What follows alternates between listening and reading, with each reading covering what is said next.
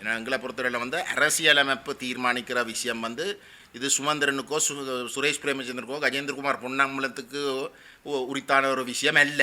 நாங்கள் தீர்மானிக்கிற வந்து இறுதியில் வந்து எங்களோட மக்களுடைய தலைவிதியை தீர்மானிக்கிற ஒரு விஷயமாகத்தான் அது இருக்கும். அவை மக்கள்கிட்ட வந்து ஒழித்து நாங்கள் செய்ய போகிற ஒரு விஷயமாக இது இருக்க முடியாதுன்றதுதான் தமிழ் தேசிய பேரவையுடைய மிக இறுக்கமான நிலைப்பாடு.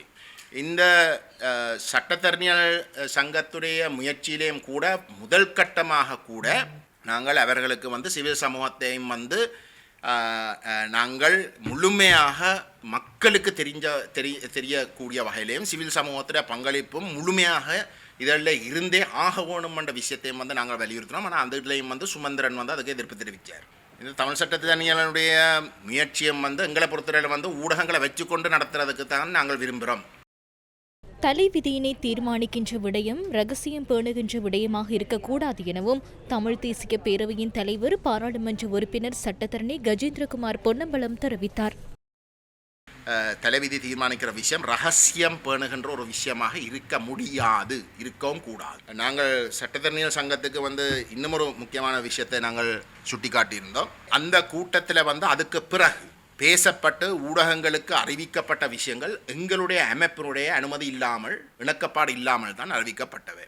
அது அடிப்படையில் வந்து ஒரு தவறான ஒரு விஷயம். இந்த முயற்சிகளை வந்து குழப்புற வகையில் வந்து செயல்படுற உண்மையிலே வந்து சுமந்திரன் எங்களுக்கு அநீதி திட்டமிட்டு வந்து மேற்கொள்ளப்படுகின்ற இடத்துல வந்து நாங்கள் ரகசியத்தை பேண தயாரில்லை.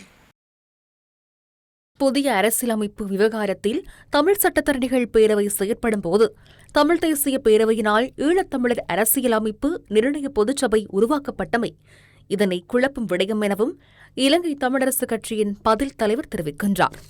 தமிழ் தேசிய பேரவை எண்ணிக்கிறேன் அவர்கள் புறம்பாக ஈழத்தமிழர் அரசியலமைப்பு நிர்ணய பொதுச்சபை என்ற ஒரு அமைப்பை உருவாக்கி அவர்களோட ஒரு 25-30-40 பேர் 27-30 பேர் போட்டு இவையெல்லாம் ஆக்கள் தெரியலை எனக்கு. அவர்கள் ஜாப்பை வரைய போயினவென்றால் ஏற்கனவே சட்டத்தரணிகள் பரவாயில்லை பேருந்து திருவோணமலையில் அது ஒரு பிரகடனம் பேருந்து பிஷப் அவியல் ஒன்று முன்வைக்கிறது.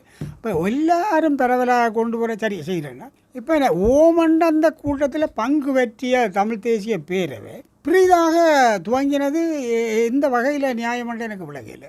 ஏன் அது தேவை? நாங்கள் ஏற்கனவே தானே இன்றைக்கு சரியோ புளியோ ஒரு அரசியல் அமைப்பு உருவாக்கத்தில் சட்ட நுணுக்க அறிவாற்றல் தேவை. அப்போ ஒரு சட்டம் தெரிந்த தமிழ் சட்டத்தரணிகள் அமைப்பதை கையாளுறது வரவேற்கத்தக்க ஒரு விஷயம். இவர்களும் சேர்ந்து பேசி போட்டு பேர்ந்து இன்னும் ஒரு அமைப்பை உருவாக்கி பரலாக சமாந்தரமாக ஒரு எந்த வகையிலையும் நியாயம் இல்லை. இது ஏற்கனவே இப்படிய முயற்சிகள் குழம்பி போகிற ஒரு நிகழ்வாகவே நான் பார்க்குறேன்.